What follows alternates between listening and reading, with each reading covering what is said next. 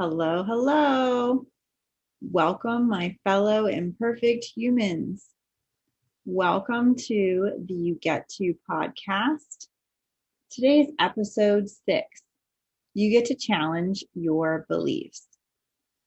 I'm really excited about today's topic because I personally have gained so much freedom from the process of being curious about my beliefs and challenging them when they no longer serve me.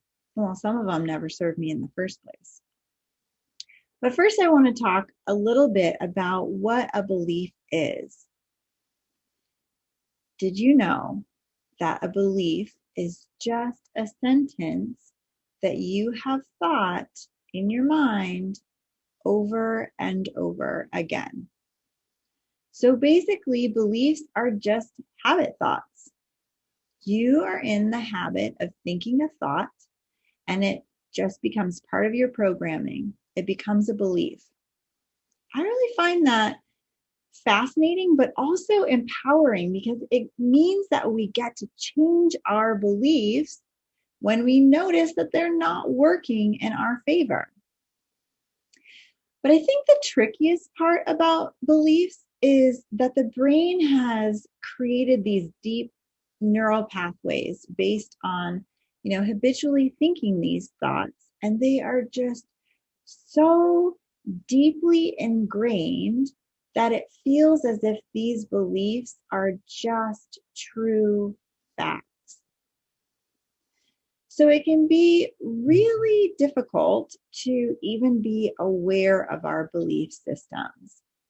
Even when we try to bring awareness, our brains will just give us 100 different reasons why that belief is actually truth and not a belief. Why is this important? Because beliefs are 100% optional. You literally get to believe whatever you want about yourself, about other people, your spouse, the world, which is really the best news ever as far as I'm concerned. But in order to assess our beliefs, we really have to get good at questioning ourselves and questioning ourselves again and going deeper to really uncover what the facts of the situation are and what our thoughts are about the facts. And I'm going to let you in on a little secret. Facts are super boring. Honestly, facts are just neutral pieces of information. Height, weight, age, time, those are all facts.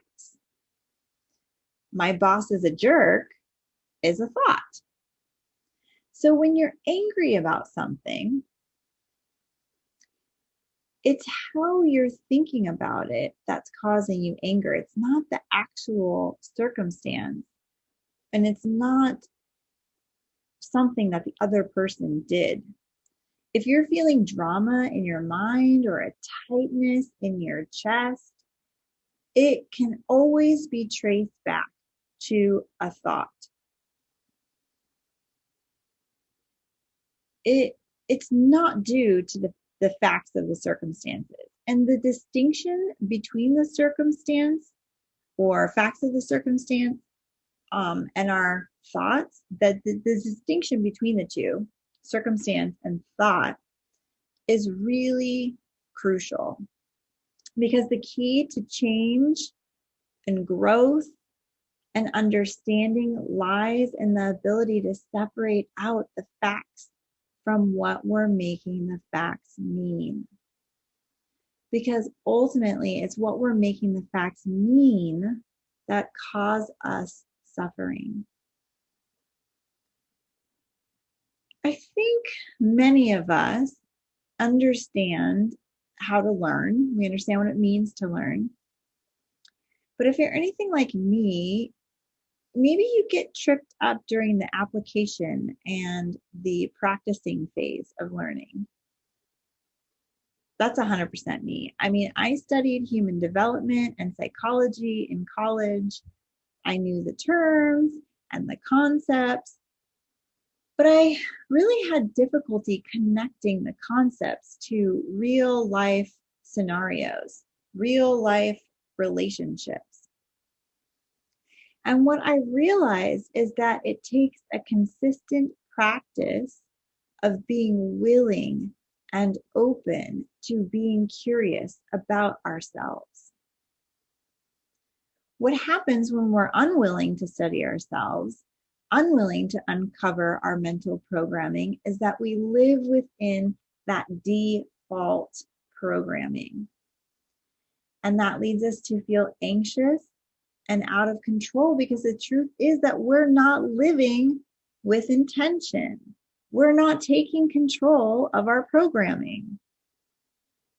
As humans, we need to learn this skill. We need to learn the skill of becoming aware of what we're thinking, evaluating it, and making sure it is a thought that we want to keep thinking on purpose. When we are in control of our mind, we're able to create intentional emotions, actions, and results. We feel in control. Now, that doesn't mean that we can control all circumstances. We can't make it so that bad things don't happen, but we can control our thoughts when they inevitably do happen. I don't know about you, but nobody told me growing up that all sorts of hard and scary things would happen. So if nobody told you that growing up either, you're welcome. Here I am telling you that all sorts of hard things are going to happen in your lifetime. So expect it. But the good news is that our thoughts about those situations will be what determines how much additional suffering we experience. Beliefs show up everywhere. How much money you think you can make, what kind of a house you live in, your body, your parenting skills, your religious beliefs, your political views, what you think other people should or shouldn't do, what you think you should or shouldn't do, how often you should do laundry, how tidy do you keep your house, whether you make your bed every day or not. Like, the list is really endless.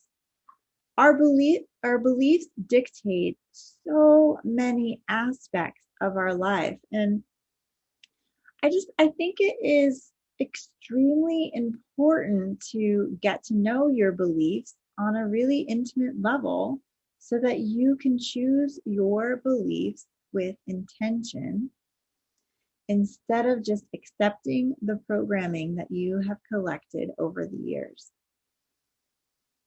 Let me give you an example from my life of one belief that I held and how I got curious about it.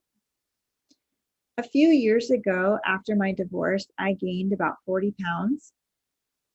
And I wanted to turn my health around, so I started being more intentional with my food portions.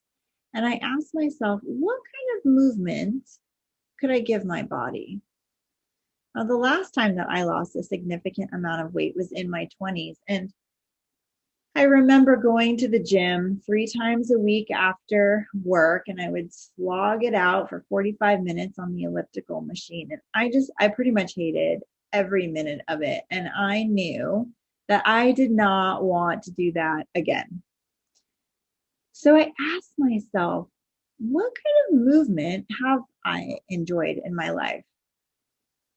And as a kid, I grew up at my grandparents' house, and I spent my summers in their kidney-shaped pool. I would dive for the rocks that my grandpa threw in, because that's how we rolled in the 80s.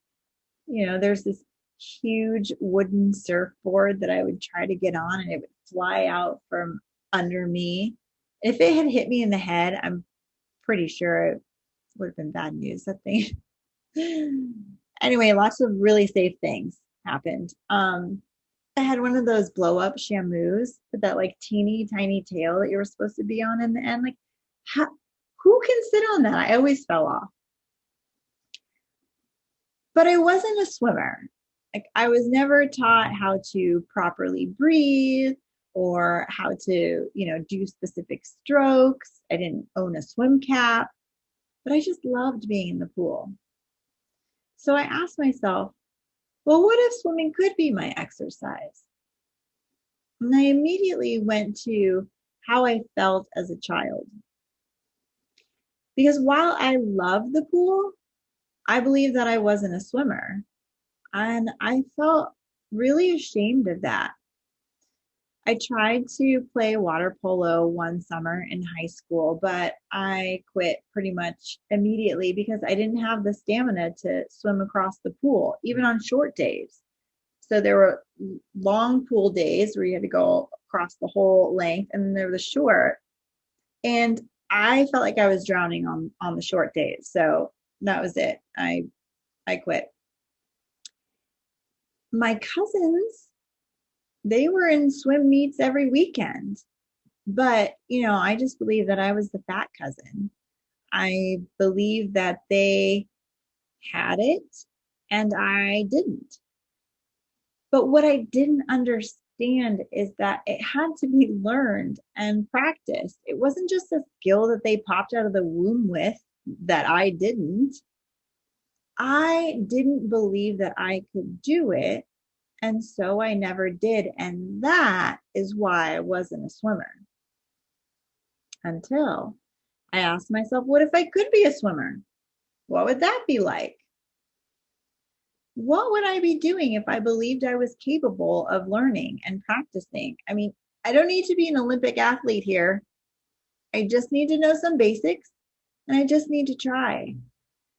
So that's what I did a year before COVID. I went to the gym at least twice a week and I tried. And do you know what happened? I got better. I built stamina physically and mentally. And I just kept getting back in the pool and trying. Some days I felt strong and other days I didn't. And after 15 minutes, I said enough and I got in the hot tub and sat in the sauna.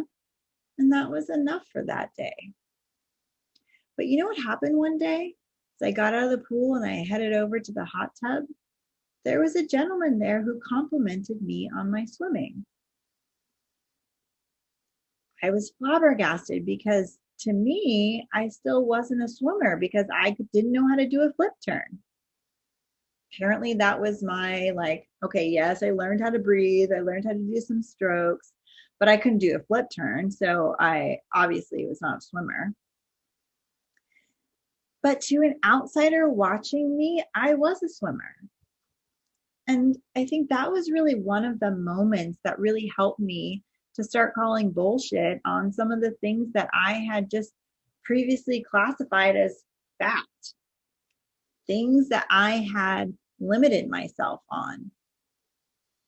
And the awesome thing is that once you start the practice of challenging your thoughts, being curious about your thoughts and beliefs, you start to build some momentum. And you start creating change quickly because suddenly you understand the process and you understand the results that your limiting beliefs have created in your life. And you understand that you get to make new thoughts, put them on habit, and they become beliefs. So yesterday, I went for my first swim of 2021. Oh man, it felt so glorious. I'm 35 pounds lighter than the last time I was in the pool. My body felt strong as if, the 6-month hiatus hadn't even happened. My mind cleared. I am challenging my beliefs and rewriting my story to be one that I love living. Why? Number one, it's the only life I got. And number 2, because I get to. And so do you, my friend. Go challenge yourself. Call bullshit on yourself. And you know what those things are that you are holding yourself back with. Bye for now.